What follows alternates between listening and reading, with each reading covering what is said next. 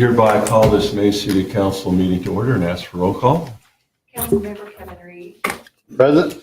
Councilmember Alex McCready. Here. President Jennifer Harrington. Here. Mayor Pat Stevens. Here. Councilmember Jeff Gumbel. Here. Councilmember Dr. David Wall. Yeah. And we do have a quorum. Great. If we could rise for the Pledge of Allegiance in a moment of silence. I pledge allegiance to the flag of the United States of America and to the republic for which it stands, one nation, under God, indivisible, with liberty and justice for all.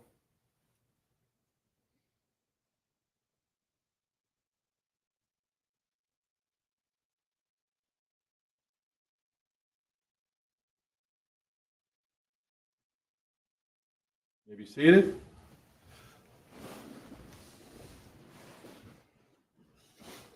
All right, item 4 is approval of the agenda. Any changes from staff? No changes at this time. Anything from council? If not, I would entertain a motion to approve the agenda. So moved. We got a motion and a second to approve the agenda. All those in favor say aye. Aye. Opposed? Motion carries. Item 5 is public comments. Hi, Linda. So I got this new thing, so it's 3 minutes? Those are the rules, right? Hang on, I got to set this up. I'm sorry. This is new.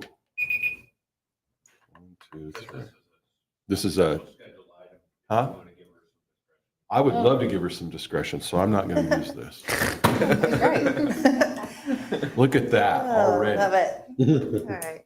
I just wanted to say good evening to Mayor and members of the City Council.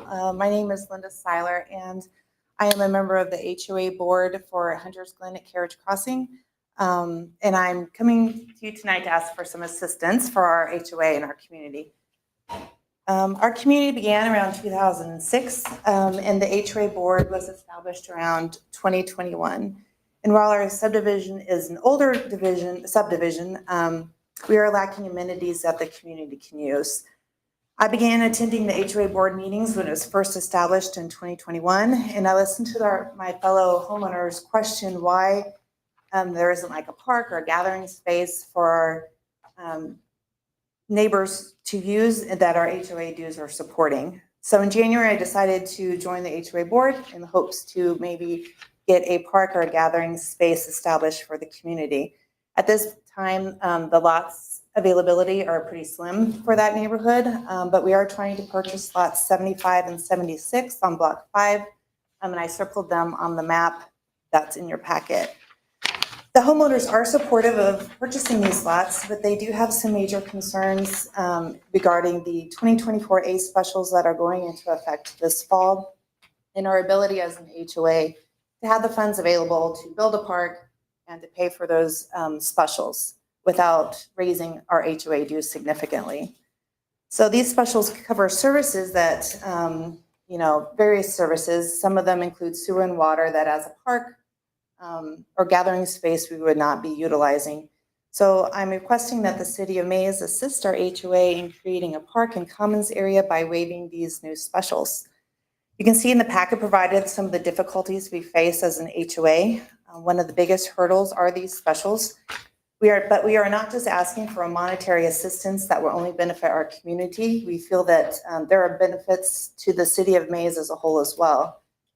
When our family moved here back from Kansas City back in 2001, we were drawn to the sense of community that Maize exhibited, and it continued all through as our boys went to school in the Maize district, and you can still see it today. I mean, the city's slogan, where community counts, actually says it all. So by helping our HOA, you are helping build a solid community that people will want to move their families to and stay in. One of the other bullet points I'd like to point out is that helping provide a community park can help increase property values, which in turn can potentially increase property tax revenue that the city can invest back into the community. By helping us establish a community park, this could be one less park that the city as a whole would need to consider developing and maintaining, which would free up funds for other endeavors. I did want to thank you for letting me speak, but on a side note, Mr. Mayor, I did want to express my gratitude for no matter what you guys decide tonight, for the staff. I have been so impressed from the ladies who greet you at the desk. They're friendly, they're professional, they get me to where I need to go. And several people who have helped, but Mitch Young and the Deputy City Manager, Joe, have been very helpful. Mitch started helping back in February when I was looking to see what lots were available, and then he gave me contact information for the developer and helped me with water easement stuff and all that. And Joe explained the specials and researched the numbers for me. So you could pass that along to everybody. I really, really appreciate it. So that's what I got. Joe, Thank you. passing that along to you. Oh, Joe. Larry, Larry. Everybody. Okay, everybody else. use our phone number. Everybody. You good? You done? Okay. I know I was at your homeowners meeting and you guys broached this, and as I stated, Maize likes parks and we do lack in park. That being said, I mean, I think this is something we're probably gonna have to think about a little bit and kick around. I don't know what you guys think, but I mean, as a council, we look at all of Maize and not just Sure. your deal. And so I guess the first thing that comes to mind to me is this park is just for you and it's not for the city of Maize. Hopefully this would be open to everybody. I don't know. Something to think about. Because if we're going to give money to your development, we're not giving our money. We're giving the city of Maize money, basically, because we paid, the citizens paid for that special, so to speak. So that money is not, it's not coming from Jeff, and it's coming from the citizens. So the question I would have is, and you listed some benefits, but what would be the benefits for the citizens of Maize would be a question I would ask. And I know you've answered some of those. And one of the things in the back of my mind would be, would that park be available to everybody in Maize? Well, I Something to can't think about. imagine that Yeah. how would you monitor that? Well, I don't know. I And don't know what you have Right. plans. And I can't speak for the HOA, but personally, Yeah. why would you not? Well, I don't open know that? how, are we talking about a parking lot there and, is there going to be a gate or I guess we might need some more ideas as to what you guys have in mind for a park there. Well, I know I spoke with Joe in regards to being able to put a parking lot like in the middle, because there is that water easement that Right. goes between those lots. Right. So we wanted to see, can you build like parking spaces? And the answer I was given was yes, because you want off-street parking available to people. And I believe you mentioned a gap stop. So something that would keep, there was flooding or kids or whatever away from the pond for safety measures, of course. So a fence of some sort. So those things have been discussed. And one lot we were thinking of doing as like a park area with the parking that would connect them. So they would feel like it's connected with the water easement in the middle. And then the other side, kind of like a gathering area, maybe like some picnic tables and a covering over it for shade because it gets hot out there. So that's kind of what we envisioned. I mean, are you going to provide all those things, or are you looking for the city to provide those amenities? I mean, the city has certain standards that we have to meet from an ADA standpoint and safety and all that stuff. And so if we're involved in that, of course, those would have to be met. Right. So I guess there probably needs to be, have you given a lot of thought to things like that? We have given thought to a budget. You have, okay. I consider it a healthy budget, but when you get to it, I mean, our next step, if this is approved, would be to get like a landscape, some sort of engineer out there to give us kind of rough estimate to see if our budget is going to coincide with what we're visioning. And we may have to do it in phases if it's too much. I would say start with the park area. You guys are going to buy the lots Right. from whoever the owns them. Developer. And- He wants 25,000 a lot. Okay, so there's 50. Mhm. And then if we can help you with this, that helps. And then you've got all the other things that you got to put in, which are going to add up. Right. And I know there are specials that are going right now. I mean, the homeowners aren't really necessarily concerned with those in the taxes, that would be an ongoing thing. I think I have it in here somewhere. I think it's to 2040. I'm not quite sure. I looked on the city of Wichita's thing. But they're more concerned with the specials that are starting up in the fall. So, I mean, we don't want, Well, that's, I not know put our- the other folks might have some questions for you. I mean, that's just I'm I want parks. Just want to make sure they're available for all the citizens of Maize. And so that would be number one for me. And it's something I think if we could work together and come up with a plan between the HOA and the city, I'm somebody that's interested in that. I don't know what everybody else thinks, but that's just my 2 cents. I don't know what you guys think. My 2 cents. I actually live in the neighborhood. I've been there since my house was the first basement dug in the neighborhood. So when we moved in, the developers kept promising that we would get a pool and a playground.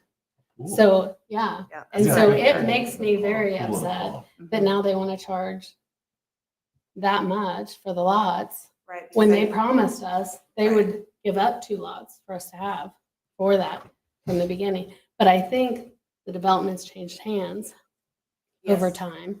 And I think that's where some of there were many promises that were made. We were supposed to also have a 20-foot berm in our backyard, which we never got, which was supposed to, keep out the highway, kind of noise and stuff. So, I'm definitely not opposed to it. I think it's probably a good place to have a park. There's tons of kids in that neighborhood. But again, it's about the logistics of getting everything together and once we have a plan and can make the plan and see it on paper, then we can probably move forward with some things, but I'm not opposed to it. Any other comments from anybody? Not at this time. No. Nick, you got anything you want to say? Good? No, I think there's probably some flexibility because the specials have already been spread on those properties, whether you just want to pay them or at some point pay down the specials. It does give you a little bit of flexibility there, but, we'd have to look at, I think, Mayor, you've addressed some of the concerns I had too, whether if you're talking about $80,000 being paid by the city at large, maybe those are some things that you may want to have some expectations of what you want to have on that lot and whose responsibility. 80,000 is one thing. There'll be some maintenance costs associated with it, whether it's the HOA that does it or the city that would do it. There's parking related questions.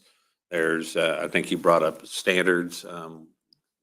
For our insurance requires that we meet certain standards, and I'm sure that the HOAs, whether it's a city park or a private park, there'll probably be some expectations from the HOA as well to maintain certain standards for that playground equipment. And then there's the maintenance of the park also for, going down the road. Who's going to do that? So these are all questions that I think the homeowners association and the city have to have a meeting and discuss those things as to who's going to specifically do certain things to make sure we're all on the same page. The concept, I think, is great.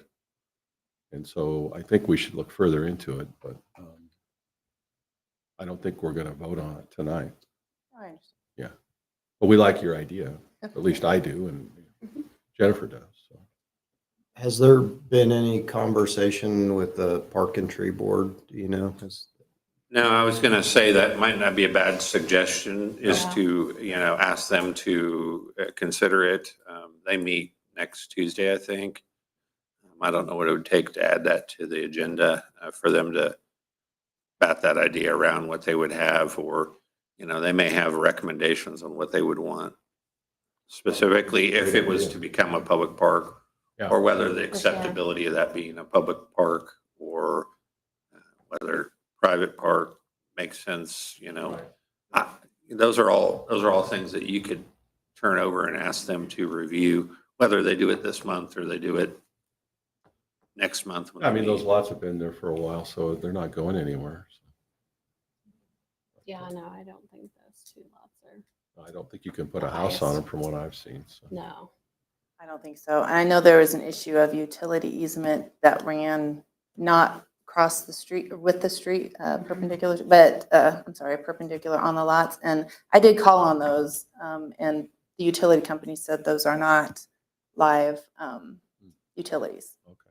Just don't tell the developers. So, Okay. Well, I think we need to go to the next level, and I agree with Jeff and Nick that the Park and Tree Board ought to be involved at this point in time to get their opinion on things, and then we can go from there and see how that develops. Is that cool? I'm curious too on our development applications when those take place and a developer has ideas of what they're going to do. Are parks typically included in that, and what sort of leverage or accountability do we hold as a city to make sure the developer follows through? Well, typically those are laid out in the plat. They're going to be your open areas, your reserve areas, or they're going to reserve an area for whether it's a swimming pool, community swimming pool, or a park. That's usually laid out there. And in an ideal world, you'd have set that aside up front. So this could have been developed and you wouldn't put any specials on it to begin with. And that's how you set up reserve areas. That's typically how it's done. But, in this case, they didn't do that up front. And that's why we're dealing with the issue that we're dealing right now. Something we can keep our eye out for in the future, though. How many developers? The developer got around it at the time by saying all of the sidewalk and the retention pond areas were the green space. well, and I So believe that green space was required. when I believe that original developer, I've been told, went bankrupt and he is not. And so then Yeah. lots were sold Is it- to Chad and Yep. Armstrong that are the developers now. developer now that I've been dealing with for that lot, because the lots that are available had different developers that own them. This one was, I think Armstrong owns the ATC. majority of them. I don't know his name. I believe so, yes, that he does. Owns those that are down on that section. Yeah. Castle, Sons and Castle Development. The stuff down there on the cul-de-sac area down there. Yeah. I think we should encourage the developers to donate those lots to the community foundation. And, Yeah, for a write-off. yeah, Yeah, I mean, the difference is you're dealing with two developers too, so, or two different owners of the lots, so that might be a little bit harder. It's the same developer Oh, okay. for both of those Okay, lots. gotcha. Well, that makes it easier. I'm not saying I'm against it. I understand why you want playgrounds for the kids and everything. I just also don't think it's a great position for the city to be in to bail out a developer's promise that never came to fruition either. I agree. Yeah. So I think we have to keep that in mind. Well, that's why, to me, it needs to be in my opinion, maybe I can be dissuaged, but it needs to be a Maize park and not just their HOA park. Yeah. Because if Maize is going to give money, then Maize ought to get the benefit and not just a certain part of Maize. Just my opinion. I mean, in the HOA, if you choose to go that route, I mean, obviously our HOA would be willing to help out however we can, Right. going down the road, so. Okay, well, we appreciate it. All right. Thank you. You'll stay in touch with Nick, or Nick will stay in touch with you, and I guess next step is the Park and Tree Board. I guess we'll have a discussion with them. Maybe an initial conversation with the Park and Tree Board this next week, Yeah. just to have further conversations at a future date, and maybe have somebody from the HOA there that can speak to that and answer any questions. I mean, obviously, the financial decision is going to be yours. It's going to lie with Yeah, you as the right. council. Yeah. But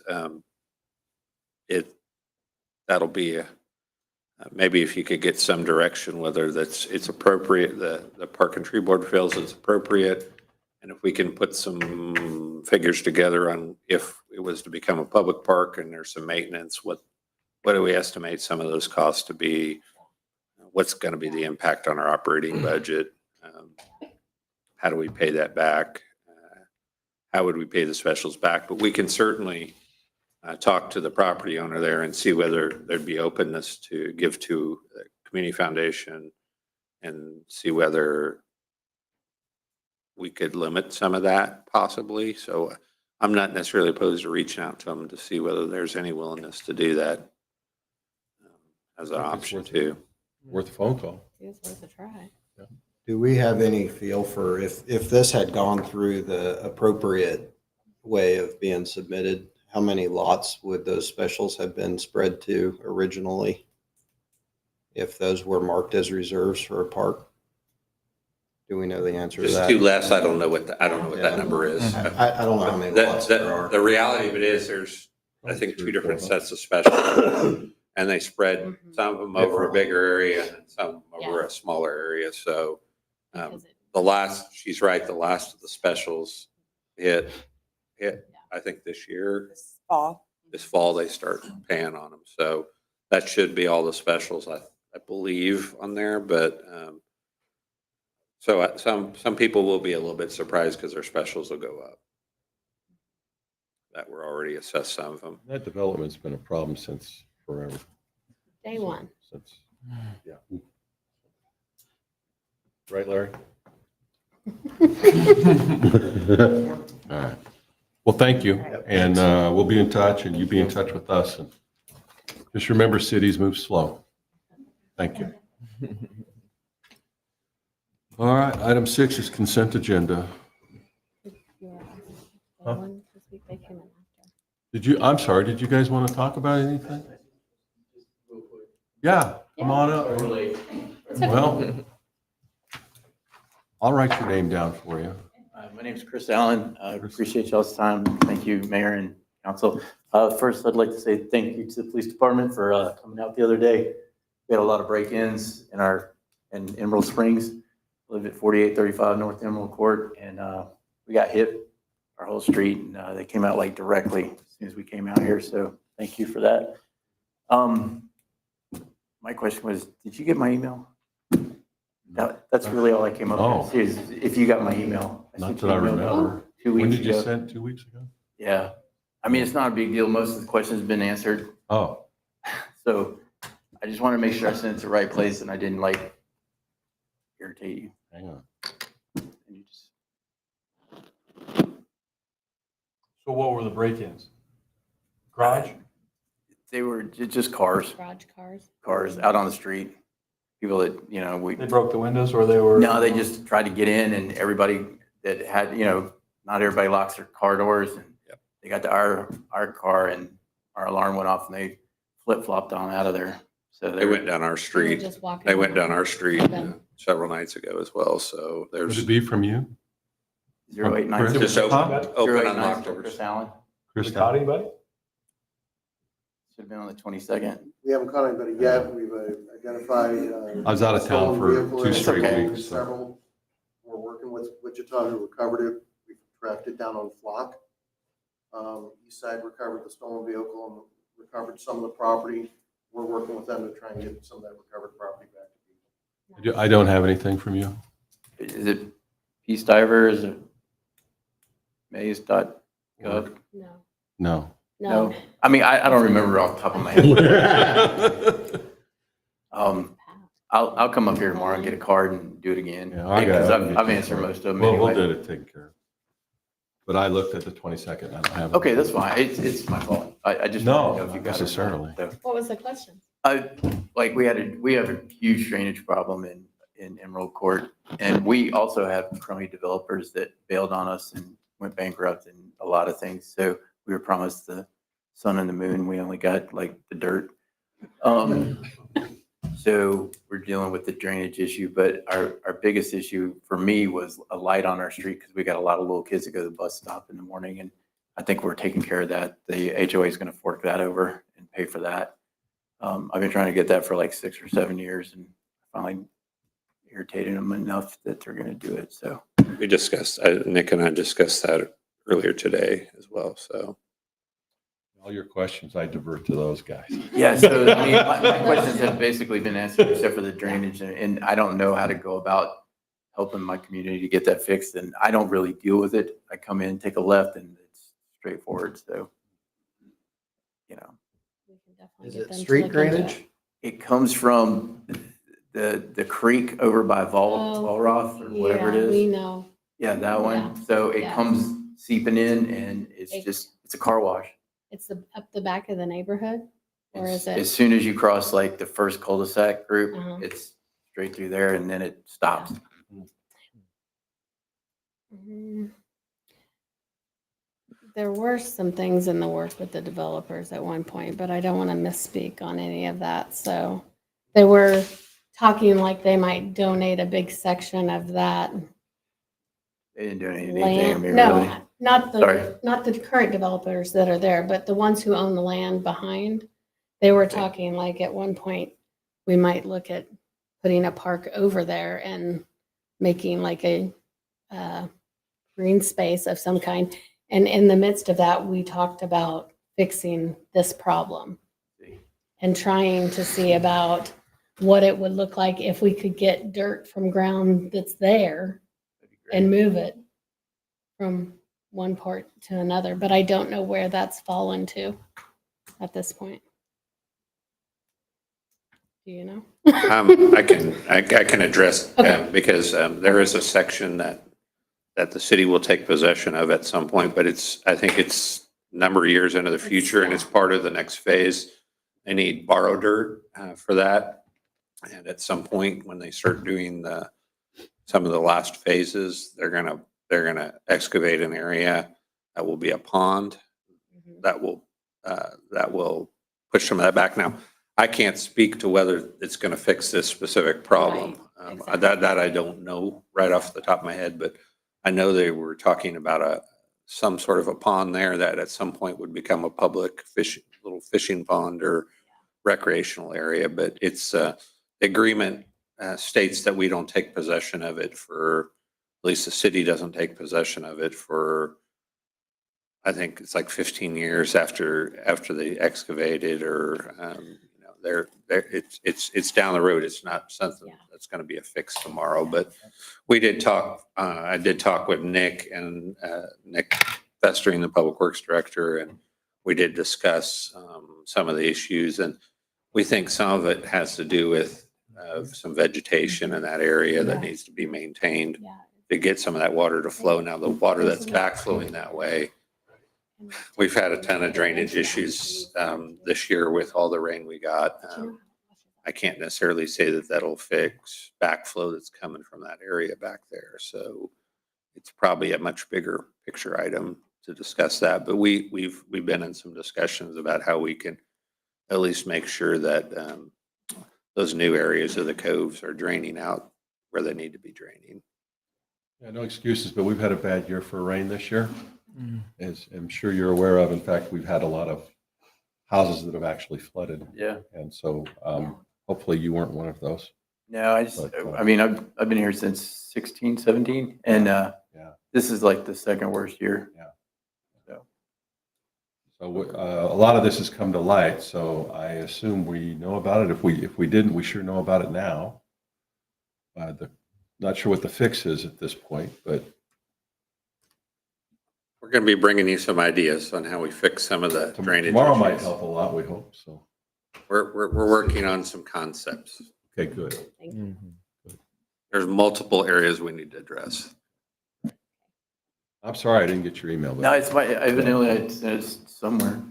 It's not you. It's in the ether somewhere. Right. All right. I'll get the correct address. Normally when somebody emails me, I kind of respond, and then I normally send it to that guy. You did? It's probably been a different email, but yeah. Okay. I'll get back with you then and ask you the questions then. Sorry. No, Hey, thanks for please, your I time. need to know these things. We all. It's okay to do the mayor as well, and I think Nick gave you his card. Yeah. Yep. Well, thank you guys for your time. Thank you. Appreciate it. Thanks for coming by. Thank you. All right. Now we'll move on to item 6, which is the consent agenda. Thanks, guys. I move that we approve the consent agenda as presented. Motion is second to approve the consent agenda. All those in favor say aye. Aye. Item number 7, new business. Series 2025A bond sale. Good afternoon.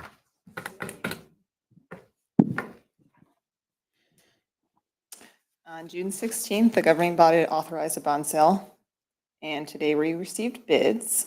The high bid being around 4.5 and the low bid being around 4.27. Tonight, we are looking for you guys to accept those bids. The projects included on that Series 2025A bond are included on your agenda report there. And if you have any questions, we have Larry here and also Mitch as well.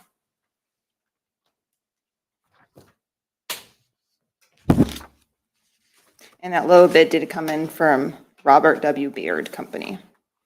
And this sheet that you guys have on your desk is what we got this morning, and it's separated because this did not happen until this morning. So that's why it's not on your agenda. Well, my comment is I'm glad to know that we got a lot of people that participated, so that's good news. Is it pretty consistent out there, Larry? Yeah, and actually, it's nice to see the 6 bids, and that's largely due to your AA- rating, which you've had for many years, because your stable finances, conservative budgeting, they mention, and the growth of the city especially. So, yeah, and actually Baird, it's kind of interesting.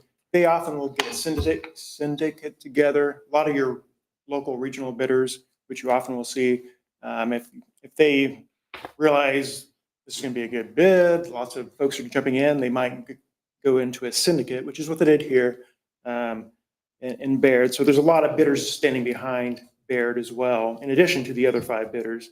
Another interesting thing on this, they bid premium bonds, which means they actually provide more money than the principal amount of the bonds. That means we can actually reduce the amount of the bonds. So instead of the 14.3 we advertised for, the next page actually shows 13.8 million is what we reduced it to because of the premium bids. And finally, I'd like to point out, you have a little highlight there on that second page is the interest rates that you're getting as the city now.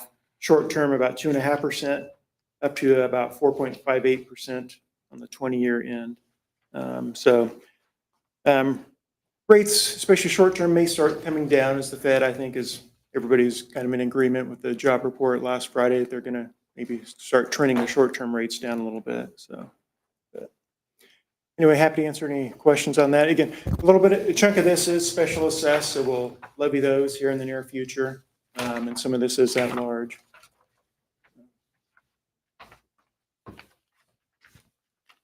Any questions from council? No, sir. I'd entertain a motion. Mr. Mayor, Yep.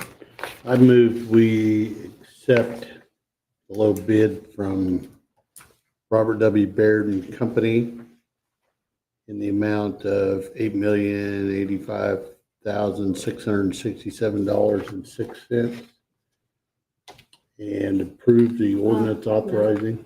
Is it the right amount? Excuse me?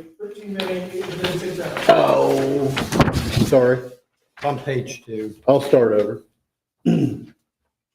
I move we accept the low bid from Baird and for the amount of $13,810,000 even. Approve the ordinance authorizing and providing for the issuance of the Series 2025 A bonds.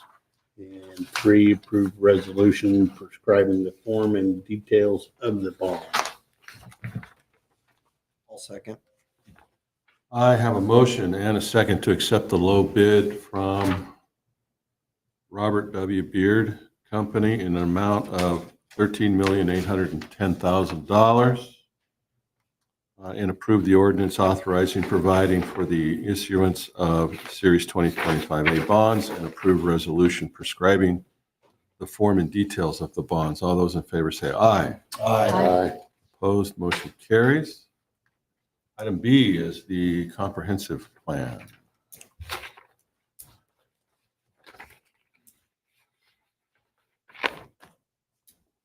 Give them a chance to run or they've got to stay through this whole presentation.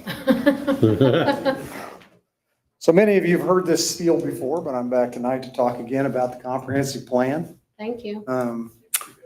We last updated the plan in 2019 using 2017 and 18 data. Back then, we had 4,944 residents. Today, we're closing in on 8,000.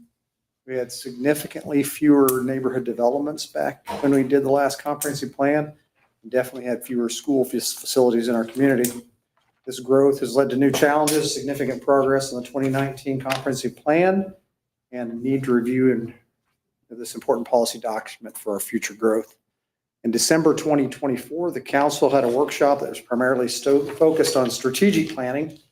And it was at this workshop that we identified the out-of-date land use plan and the need to re-examine how we want to see development and redevelopment going forward. Staff have worked with multiple providers of comprehensive planning expertise over the interceding months, holding multiple discussions and examined scopes of work and costs associated with the deliverables. In February, one of those consultants was here to provide a workshop on comprehensive planning. Feedback from both the council and planning commission was taken into consideration in bringing tonight's recommendation forward. And this is part of goal 2 of the 2026-2028 Maize strategic plan. Revising the comprehensive plan is action step 1. In 2019, Gould Evans completed our current plan. Gould Evans has rebranded itself as Multi-Studio since that time. Multi-Studio is familiar with Maize, understands our goals for this iteration of planning, and has developed a scope of work that will take about 10 months to deliver a completed and updated new land use plan and analysis of our current community planning regulations. You have an attached contract and scope. Multi-Studio will provide limited regulation updates as assistance should need be identified. Comprehensive regulation updates would require additional services that would need to be brought back in a new agreement at a later time. The cost of this update stands at $70,450. Will be billed in monthly increments as the work is carried out. The cost of this has been included in the proposed 2026 budget, with some portion of that cost expected to be incurred in 2025 as we need to get going with this. The contract and scope have been approved as to form by the city attorney. And with that, I seek approval to move forward with this contract.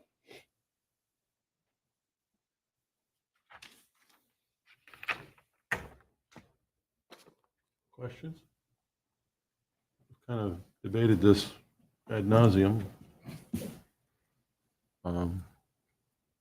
Anybody wants to add to what? I just have a quick question. In the Yeah. multi-studio plan, what would be the level of involvement from the council or from a group of council members? So they will do stakeholder groups, and more than likely you will be one of the stakeholder groups, or at least a portion of the council will be.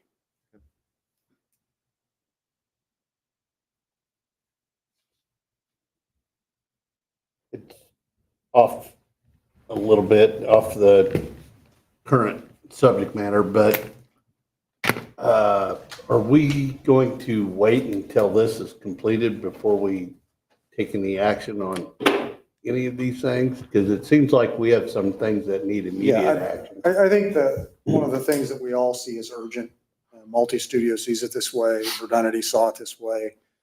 We need to get something in place, at least an interim policy on the land use plan, so that the planning commission has some type of policy document to hang their hat on going forward, especially with all the things that we've got working in the background. Very good. That's exactly what I was looking for.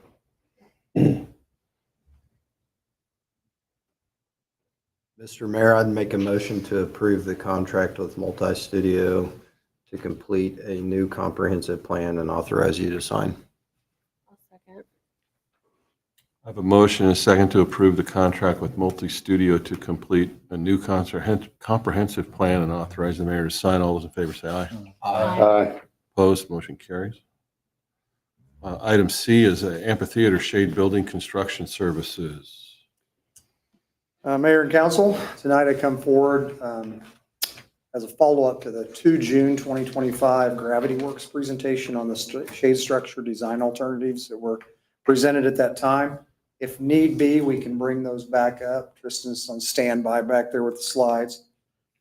If you remember, it was consensus from the council to allow Gravity Works to move forward with development of a bid package. Attached to your agenda tonight is AIA B101 agreement with Gravity Works that includes the design bid build delivery method to develop construction documents consistent with the 2 June meeting. Add alternates, and I went back and watched I'm glad we really record these things now because I had to go back and watch the YouTube video to recapture all those add alternates we talked about that night. So the add alternates that we talked about on June 2nd were upsizing solar panels, powder coating, steel perforated and or aluminum roof panels as some of the options of add alternates. Gravity Works will oversee the construction services if the bids are approved on bid day on behalf of the city should bids be accepted. And cost of services from Gravity Works from this point forward through construction would be a total of $40,500. Those costs can be charged to either the capital improvement or the convention and tourism fund, which both can support. And I would look to Elizabeth to make the call on which place to best bill that, just based upon how the year's closing out and how we need to pay for things. And with that, I'll stand for questions and look for a motion to approve.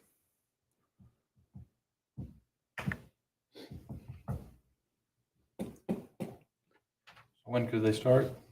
So we would start, I think they want to have bid documents out by September, so we could accept bids in October. We have 2 windows to get this done. And to be quite frank, for the city's finances, it's probably better that we look at the second window. The first window would be basically after Thanksgiving or after Halloween and before the Christmas tree lighting.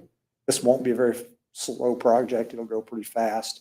The other window would be right after the first of the year, January, February timeframe, which would actually be better for our finances if we did it after we started the new year. Well, yeah, and it's not like we're going to need them in the fall. No, in the I wintertime anyway. don't see us out there on Christmas Day in the sun. You wait till March, be fine. Yeah, we want to get, yeah, we just want to get it done at some point when we've got low use of that facility. Understood. Mr. Mayor? Yeah. Has Tom reviewed the contract? What? Has Tom, have you reviewed this contract? It's Got a lot of redlining in it, so I was just wondering. Yeah, okay. It's got a lot of mark through. Well, so I think what you don't have, you may not have on yours, I have on mine, is the AI document actually has a section that I left off that shows the additions and deletions. So whenever it gets adjusted, there's another report that it spits out that's attached to it. I didn't put that in the agenda, but all the additions, deletions that are redlined are in a separate report. That's where It's everybody actually, that's, it's in here. okay. The It additions is, and okay. deletions. And for this type of contract, this is a boilerplate contract. It's very common to have a lot of changes in it. Carry on, Kevin. Okay, I would move to approve the AIA B101 agreement between the City of Maize and Gravity Works Architecture in the amount not to exceed $40,500 and authorize the mayor to sign. I'll second. I have a motion and a second to approve the AIA B101 agreement between the City of Maize and Gravity Works Architectural in an amount not to exceed $40,500 and authorize the mayor to sign. All those in favor say aye. Aye. Aye. Opposed, motion carries. Moving on to item D, Eagle View Estates petitions and resolutions. My last song for tonight is Eagle View Estates Petitions and Resolutions of Advisability. We received valid petitions from BATC, which is a limited liability company. They will be requesting the installation of improvements on a plat commonly known as Eagle View Estates, which the plat is in your packet over off of 53rd Street, located 1/2 mile west of Maize Road. This residential neighborhood will include 47 residential lots designed for multifamily housing. They're looking at water distribution improvements, sanitary sewer improvements, stormwater drain improvements, and paving improvements, with the probable cost of all improvements totaling $2,108,000. This will include engineering, design, and administrative fees. In addition, the City of Maize will charge previously acquired improvement fees in the amount of $18,647 for water and $26,275 for sewer distribution connections to existing infrastructure. Eagle View Estates improvements are included in the 2025-2026 project fund. Bond counsel has reviewed the petitions and prepared the attached resolutions of advisability. And I'm seeking recommended action of approval of these so that the developer can get started on improvements. You said multifamily, we're talking more duplexes? Is that what we're talking about? That would be the other term for them, yes, sir. Townhomes? How many? I can't remember. 47. So 47. it'd be a total of 90, maybe like 94 residences. 2.1 million? 2.108. And so far to date, I just pulled up the building permits for this year. And right now we're leading 72 on single family to 27 on multifamily this year. So we're still building more single family than multifamily. Well, no. Divided by 47, that's roughly Yeah, 45. Two. Well, that's per thing, and then Yeah, you I divide guess. that by 2, I right? guess, Is yeah. that correct? 45 and then divide it by 2, basically, because they're duplexes. Yeah. And get 20 multiply it by 2. Multiply, so 27 building permits, get you Yeah. 54 residential units.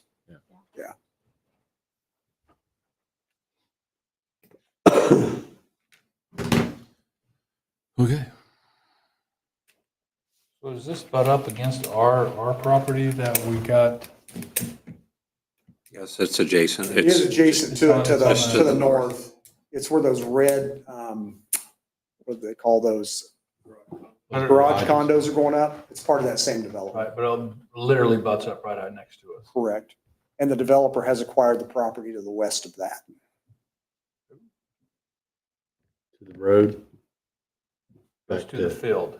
To the field. There's a farmer's Oh, field yeah. to the west of it with a house on it, and he's acquired that property, but we haven't seen anything on activity on that yet. So is that in the floodplain? No, it is not. Not on that side of the road. Not there? And that's zoned for multifamily? SF5, single family, you can build multifamily housing on. We don't have any commercial zoned in that area at all? Is this right on 53rd It is Street? right, it'll entrance off of Mhm. 53rd. Across the street is Monarch Cement owns the property directly across the street, and then to the west of that is Alvin Neville's property, and he would like to see a convenience store or something of that nature going on that corner. So eventually, the north side of the road will be commercial. 119th and 53rd, thereabouts, convenience store? Correct. Unless somebody beats him to it. It's got 3 corners left. Too, because the other side, Yeah. there's already business. Yeah, I guess. On the other side, somebody else has. Well.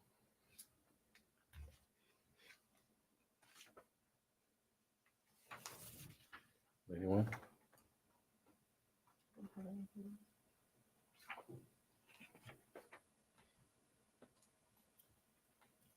Jeff, you good with it? I think so. Yeah, I mean, it was approved by planning and zoning, right?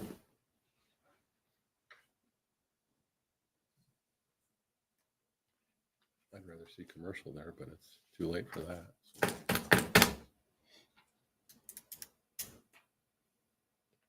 I promise you, we'll get you some across the street. Promises, promises.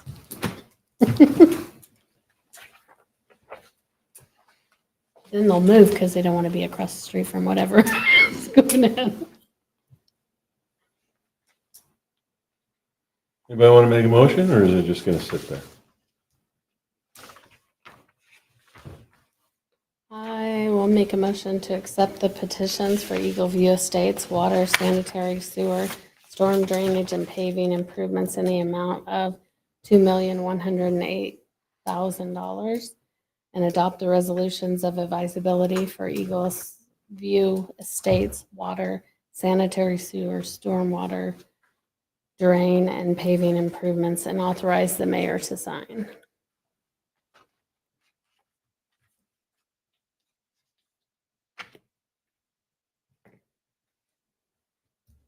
Everybody's really holding out, huh? Right? I'll second. Okay. I have a motion to accept the petitions for Eagle View Estates water, sanitary sewer, stormwater drain, and paving improvements in the total amount of $2,108,000 and adopt the resolutions of advisability for Eagle View Estates water, sanitary sewer, stormwater drain, and paving improvements, and authorize the mayor to sign. I wonder if we ought to have a roll call vote on this. Councilmember Kevin Reed, Yay. Councilmember Alex McCready, Yay. President Jennifer Harrington, Yay. Councilmember Jim Humble, Yay. Councilmember Dr. David Blah. All right, motion carries. Thank you. I saw some, I saw some, a lot of thinking going on that thing, so I thought we might want to just get that on the record. So, I want to talk to you, Joe, after we're done about that other property that guy's purchased west of that. Item E is designation of City of Maize website as official newspaper. That would be you, Nick. Yes. As you're aware, it's transparency. When I was first hired, that was a big part of what this council indicated they want to be able to make sure we're improving. We've tried to do our best to do it through some of our social media paths. We've tried to push out a lot of information to the community, and we continue to do that. We're in the process of updating our website, a new state-of-the-art website, which will have some capabilities to do some email notifications for people that would want to find out about different things happening in the community. And as part of that, staff feels strongly that if there was a time, the time was right. It's coming up here. The Clarion has announced that they're going to be making some changes to their readership area. They're going to be rebranding. They'll no longer be the Clarion. They indicated that'll happen as of August. This coincides with when we expect in the next 60 days for us to go live with our website. Our plans would be to have a section where we'll have official notices that we'll be pushing out. We think we can have quite a bit of outreach to the community. We've really built up our social media viewership, and this is a way that just about anybody in the community can sign up to get notifications about upcoming, whether it's ordinances that we published, public meetings that we put out, any sort of notifications about which we like, things that we'd like to push out. And so we think timing wise of the recent announcement from the Clarion, along with the establishment of our website, we think the best approach would be to do what a lot of communities have done here recently, and it's to establish our website as our official newspaper for the city. For us to do that, obviously, we've included a number of things, including a Attorney General's opinion that's out there. You can look at. It was asked several. I think it's a several-year-old case that was brought to the Kansas Attorney General's office to give that opinion. There's a number of communities that have gone down this path. The community I was in last, McPherson, we did the same thing.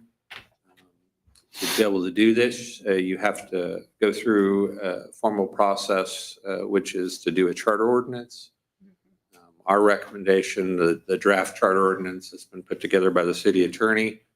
Essentially, what happens with that is we would, if you were to move forward with that today, you'd have to wait 61 days. And assuming there's no protest petition, you would actually have to go through with a simple resolution to designate the website officially as the city newspaper. We feel pretty strongly that we can hit the same kind of circulation in the Maize area that the Clarion can hit, and We will our plan would be to not only to have it out, a space on our website available, but also to push it out through our notification system. And even on top of that, look to push that out on our social media as well when we are adopting various documents, and folks that want to be able to see that specifically on social media will have that opportunity. So we feel we want to go above and beyond to make sure we're covering that transparency. But at this point, our recommendation would be to go ahead and move forward with that charter ordinance and wait the 61 days, and then at some point following that 61 days, bring to you a resolution that would designate the website. A couple things to note on here. The website is different because when we go with our new website, it'll be a .gov. That was a question I think you asked Dr. Gua. Our plan would be once we go live with the new website, it will be www.cityofmaize.gov. What that'll be. So What's our? we will still have to publish some documents, and our recommendation would be that the Clarion or the Hutch, I think it's going to be called the Hutch Tribune, Yeah. as they've announced, would be our repository for those things that aren't specifically listed. There are a number of things, including the budget, that we push out there. And if we decide to do any sort of newspaper ads for any job openings or other notices, that would be the one we would continue to use. We think it's a balance between transparency and cost savings for the city. I did look before this. I think this last year we spent about $7,800 on various official publications that we had to do. Past years, it's been over 10,000. I think probably in a heavy year, you're probably closer to 20,000. So there is a cost savings. We still have to go through the same processes that a newspaper would, including affidavits, things of that nature. That we would have to do. What it does do is it gives us an ability the day, for example, we're at the will of the paper to publish something when it's official and we have a certain amount of days. We could go in tomorrow, publish those, and it's published the day after it's approved. And it makes life easier, especially, with some of the things, the deadlines you have with whether it's the budget or sometimes hearing notices, those can go out pretty quick. We would try very early to advertise and make sure people know that they can sign up for those things when this officially takes effect. But we just feel this is the best approach for us going forward. And, Maize doesn't really have its own newspaper. And we think this will be the best way forward for us to continue to maintain transparency, but push the word out about things happening in Maize. I'll stand for any questions anybody has. What's the target go live date for the website? Tristan, do you want to? Tristan, I'm kind of they've said early fall that we'll be able to. I think right now our timeline is early fall, which I know is kind of vague, but I just completed 2 trainings with our new website. And so now what we're doing is content review to make sure everything gets pushed out, and then we can set our go live date. So we're fairly close, but I don't have an exact timeline. And my promise to you would be I won't bring any resolution if assuming we make it past the protest petition, that we wouldn't bring any resolution until our website's up and functional and we can start pushing those things out. I like the idea of being transparent, and just have one kind of question or suggestion. Do we have the ability to track the current website, how many visitors, that kind of? I'm just suggesting if we can keep a good record of that so that we have a baseline once we have the new website, and then thinking about that's our official newspaper. because we'll promote that, and assuming that more people will be attracted, and then we can do a comparison. Then we can see, yes, we have improved the transparency, at least in disseminating the information. I mean, ideally, we want to increase some kind of interaction, but yeah, we can. I can check about analytics behind our current website. I do know moving forward, we will for sure have Google Analytics with this website. I did check in with the Clarion about the time that I got here to see how many Maize residents received it. And he said just about under 100. So that's not, I mean, for our official publication where we're actually pushing out with a newspaper, we don't currently have a lot of those going to actual Maize residents. So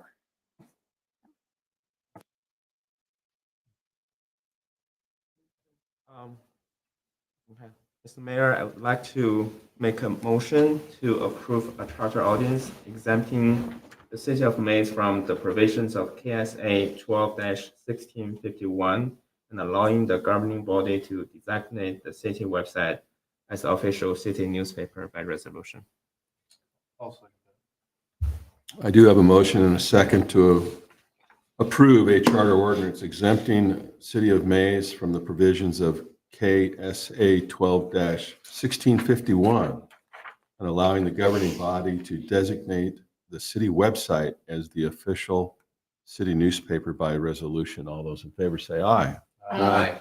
Opposed, motion carries. Almost done. We're going to credit cards. Credit card policy and user agreement. I'm sorry to say I did not research this very much, so hopefully you can explain this. Yes. So this is a purchasing card policy and user agreement. In June, following the evaluation of 5 different purchase card providers, Commerce Bank was selected as the city's purchase card issuer. The decision was driven by the growing operational needs of the organization, including the necessity for higher credit limits and the strategic to move away from smaller checks. The objective of this policy is to establish clear guidelines for the appropriate use of the organizational issued purchase card. The policy details the process for how to obtain a card, provides comprehensive guidance on authorized use and prohibited transactions. It also outlines spending controls and procedures in place for audit and oversight. Additionally, the policy includes instructions for proper receipt documentation and explains the steps to take if you lose a receipt. It provides directions on how to handle a lost or stolen card, as well as expectations regarding tax exemption compliance for employees using the purchasing card. All cardholders are required to read and sign the purchasing cardholder agreement prior to receiving their purchasing card. By signing the document, they agree to comply with the purchase card policy. This kind of aligns with our strategic plan. We wanted you guys, one of our goals is more policies, but also if we're having individuals spend money on a credit card here in our internally, we need to have policies in place, and there was none so far. So the idea of this as well is to kind of give out a few more purchase cards so we can get away from writing those $10, $12 checks quicker than what we have other policies or procedures hopefully coming into place to get rid of some of those, but this is just kind of a quick little fix until we can get to those policies and procedures moving forward. And so really it just outlines basically things we should all already know. And then also our purchase cards have stops on them already for certain locations for prohibited uses. So we could do that with Commerce Bank. So we can't go to the casino, we can't go gambling, we can't do things at certain locations. So that's one of the reasons we went with Commerce Bank as well. And then really I put a whole section on tax exemption because as an organization, we really need to make sure to be using tax exemption so we are not using tax money to pay for tax. If you guys have any questions, I'm more than welcome to answer them. And if not, I'm just looking for you guys to approve the adoption of these policies and this agreement, or this policy and the agreement. I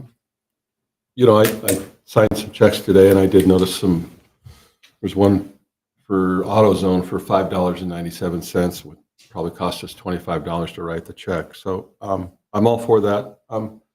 So how many credit cards do we have, or do you know we have? Currently we have 15. 15, and they're mostly kind of department head type people, or? So let me rephrase this. We are actually going to pass out, hopefully if you guys approve this, we're going to pass out our new purchase cards on Friday and everyone's going to go through this. There's 15 of them currently, so all of our department heads have them. For administration have them as well. And then we have people throughout our organization in PD, and then some, our front desk ladies have them, people that are doing a lot of the purchasing.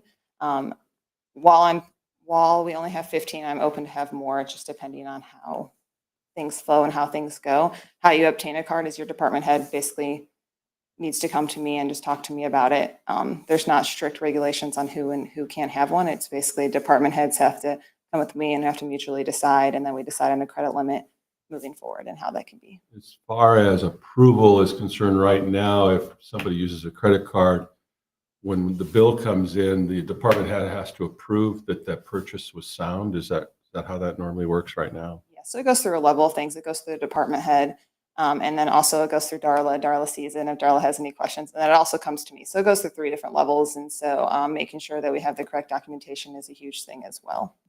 So. Is there anything in this signed agreement that is, there's something to the effect that if you use this and it's inappropriate, that there's termination involved, or is there a? The Some actions to that can be effect? taken, not What's that? necessarily termination. I didn't read it, so. No, that's okay. Disciplinary action and Right. repayment required. Okay. Potential reimbursement of charges.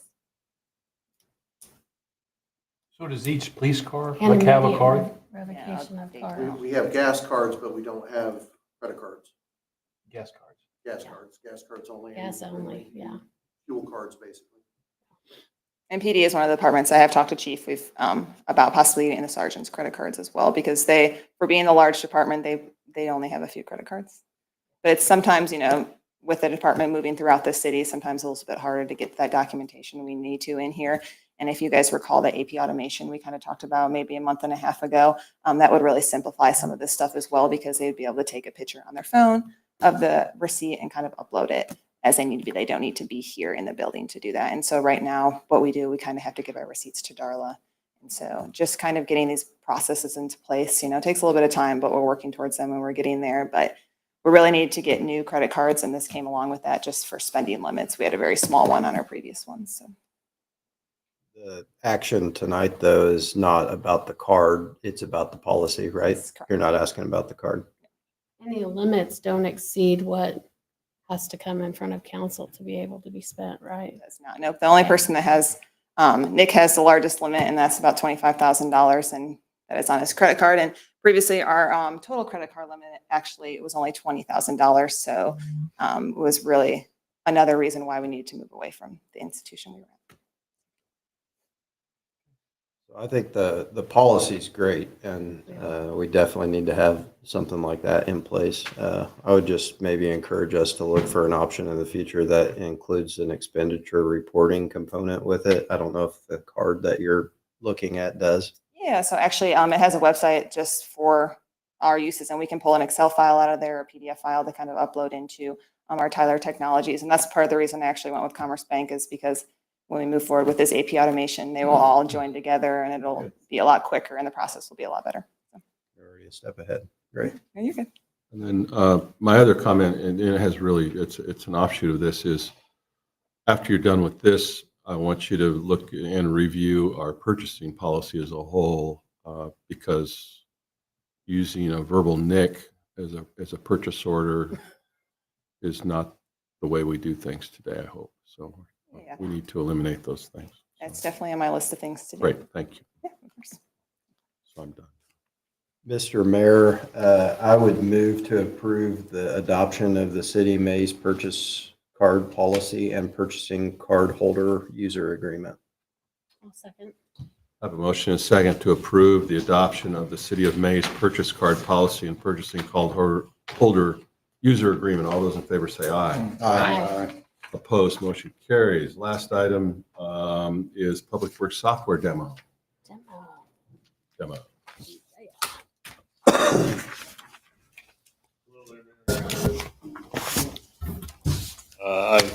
Public Works has promised you guys a demonstration of some software that you have approved for us in the last couple of years. So tonight here, I'm going to give you a brief demonstration of our ArcGIS software and our Cartograph work order management software. So up until a couple of years ago, when we got ArcGIS, we were doing all of our operations based on the water and sewer maps that I passed out to you before the meeting.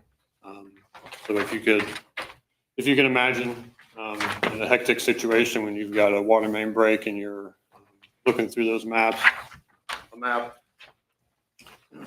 book like this in every truck that has, about 30 of those each for water and sewer. It could be a little bit frantic, and it could be hard to decipher some of those maps in a contentious situation, or just in general, if you don't have much training on what you're looking for, it would be very hard to look at that map and decipher, try to find something that you're looking for. So a couple of years ago, PEC actually helped us develop this ArcGIS map. So this map is online. It's available to all of our staff in the field on an iPad. The iPads are all cellular, and on the map, we have all kinds of different things, but I'll just show you a couple brief, simple ones tonight. So, for example, if we were to go to Irma and Maize Road, we have all the information that we could possibly need for this location at our fingertips in the field with these cellular devices. So, say for example, somebody was doing a water meter read at 426 East Irma. You would have to look at a legend to kind of know what you're looking for here, but they would know exactly where to go to find the water meter at this location. And then it also gives all kinds of information, the utility account number, the meter number, and different things like that. And as opposed to when we were working out of the map books, we would have water on one page and sewer on another page, and the water page might be updated a few weeks ago and the sewer page might be really old. But when you're working in one site, at one site, you have all the sewer, all the water information all in one place. Another neat feature that we can do with this is, say you were looking for this water meter and you couldn't find it, you're able to use other tools that we have, and you can actually go to a street view of this. And I probably didn't pick a very good example, but you can typically find at one point in the year where that water meter was in the grass or manhole or whatever it is you're looking for.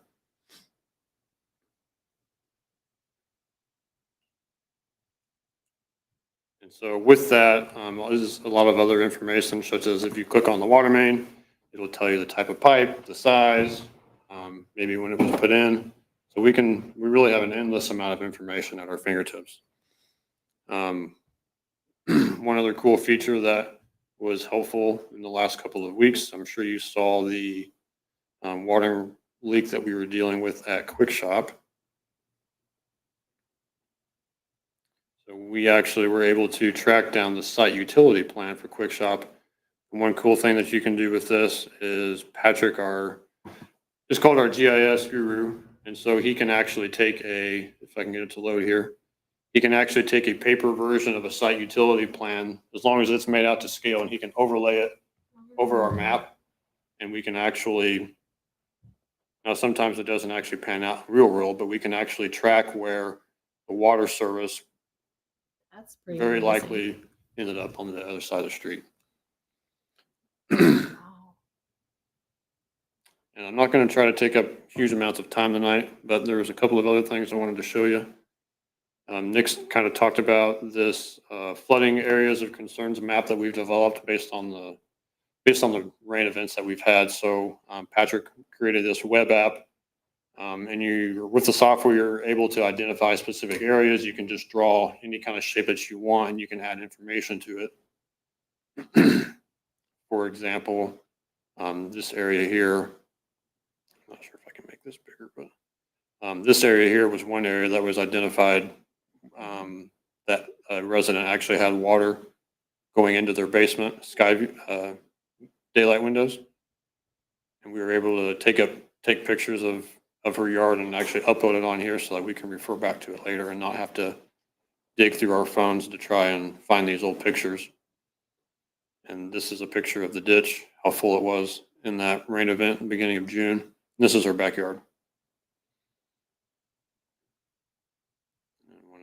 A couple of other areas here that I'll show you. So like this area here the street was completely completely overtopped, about 10 inches deep. But with that, we can add all kinds of notes in these fields to help us reference later what we were seeing in the field that day. You have this Chris Allen's on your flood deal at 4835 North Emerald Court? We don't. I don't know that the drainage comment that he was making. Okay. I mean, I think it was a street runoff issue, and I think Ross talked with him last week. I think it has more to do with maintenance of a drainage easement than maybe what this was. So like the water main that Irma and Maize, so you guys put in there how many times you've been digging in that hole? And do you have records of how many times you fixed the same thing or anything like that? Well, fortunately, we've only had to dig up one hole again, but each. Well, haven't you had a hard time like at So- Carriage and Irma or something Yep, like yep. that? So these, I know there's a lot of information here, but these little red dots with the exclamation point are repairs that we've made. Okay. Oh, And so you can kind of see a pattern where some of these are developing. And we can look on here, and usually these will load for me. But there's about 15 different pictures there of the clamp that we put on to do the repair. So yes, you're able to put, any kind of information that relates to the water or sewer on here. And you can put any pictures or notes or anything like that. But yes, we've had continued repetitive issues along Irma and Maize Road. Does So, it show where all the fire hydrants are? so I think if I can get up here to the right spot, Alex was actually asking me about one earlier.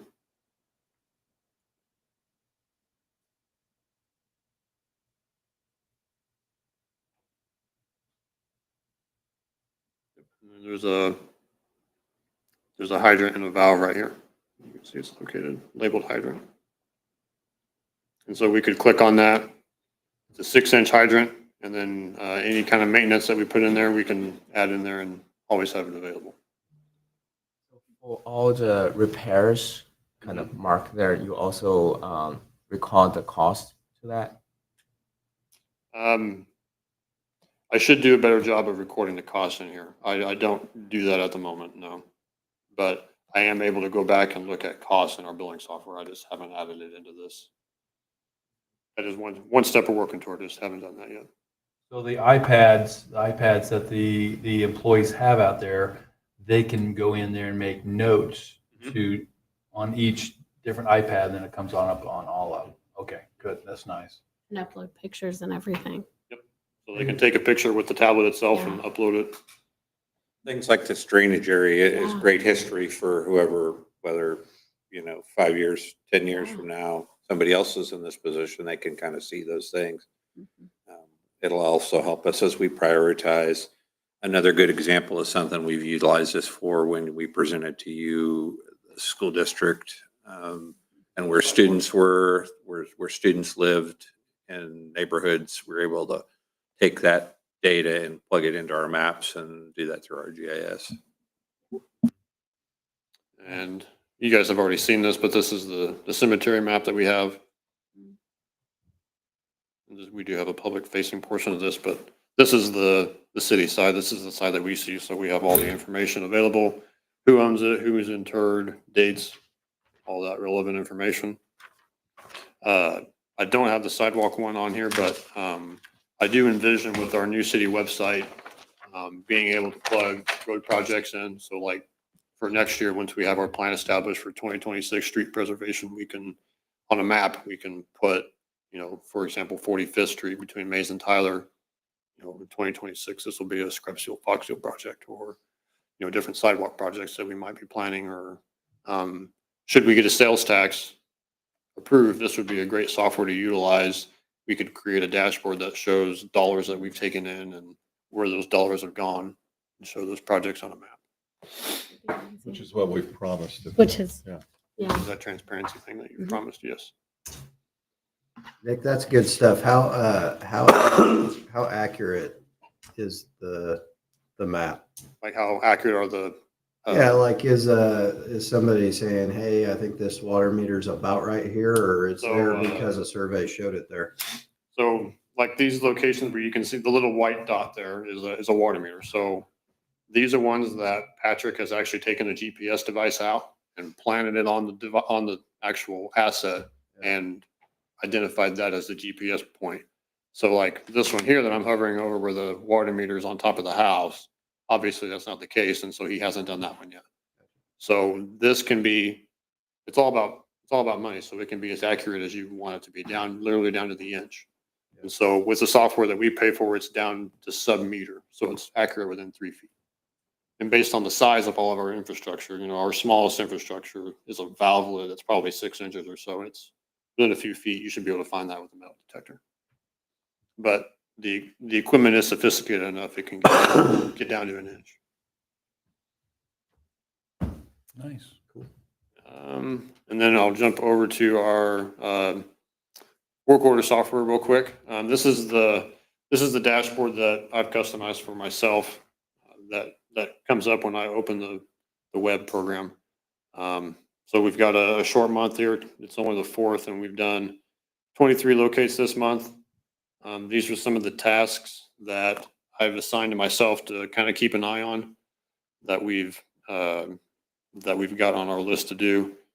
And I can plug in many different kinds of gadgets here. And for the sake of this demo, I added a few more here at the bottom that you could do, tasks completed this month, and it'll break down what kind of tasks they were, activities, how many hours we're spending on doing specific activities, things like that. And if I go over to the work tab here at the top, I've created a couple of layers here for the demonstration's sake, but I can create a layer on my version of the software, and I can share it with any of the guys. So I've got an incomplete locate layer here, where when we send somebody out to do utility locates in the morning, say Nick wants to put in a fence in his backyard, he calls 811. And the 811 puts the ticket together and it sends it to City of Maize, City of Wichita, AT&T, Cox, Evergy, all the people. And we paid for an integration into this software so that it will automatically create a work order in our software for us. So I'll show you that here real quick.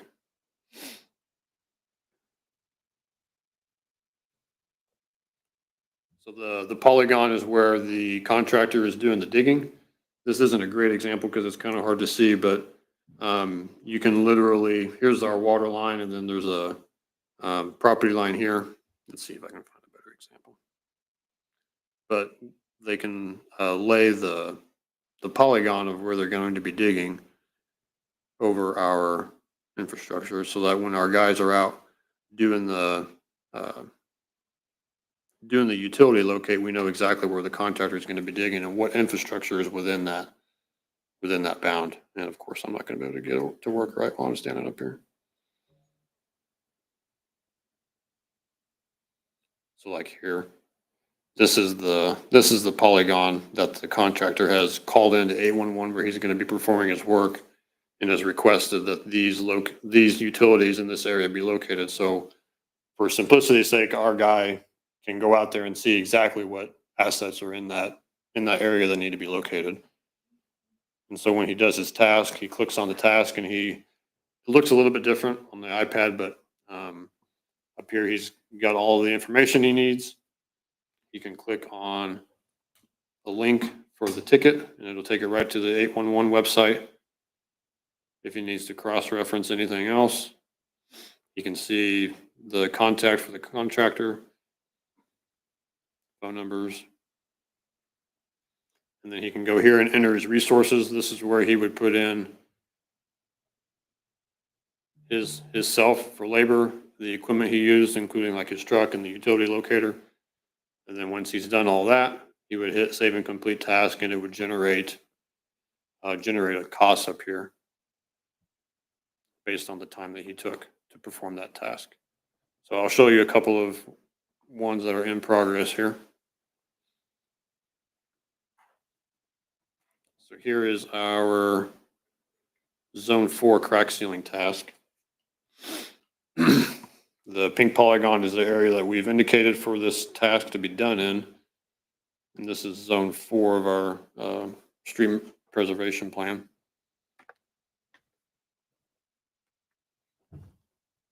So this task is still in progress because we've still got some areas to work on here before the end of the year. But you can see at a glance, we've spent approximately $15,000 on this when you include labor and equipment and the material. We can go down and see who has been assigned to, how many hours each person has been on it, the equipment associated, and the material that we use to perform that task.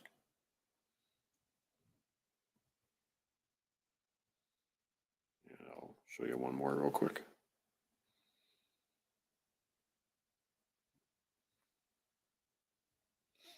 And so this is another one where we need to paint a median over in Carriage Crossing. So we've created the task, we can set a priority, and we can assign it to specific individuals. Put that as the mayor's request. I have not put that in there as a mayor's request. And so we That can lowers the priority, right? Yeah. I offered to go do it. Today I offered to go do it. So we can click on and add any kind of attachments we want. I usually take a picture of it with my phone and put on there exactly what we need to do. But so that's a quick rundown of how the tasks work. And then last week I showed you guys in my report, I included a task report, and this software is very sophisticated. It can run any kind of report you want it to. And so this is what I used to include in my monthly report for you last month. I can plug in a date here. And so for this next report, I would use this month, and then obviously it would go until next Tuesday before we publish the agenda on Wednesday. I give it the date parameters that I want, and then it will spit out for me all the tasks that have been completed within that date range, and how many times we've done it, the labor hours we've spent doing it, and those different columns there. So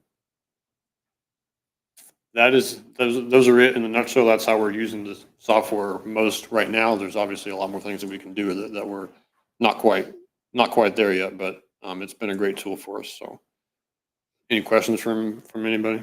Want to say anything else?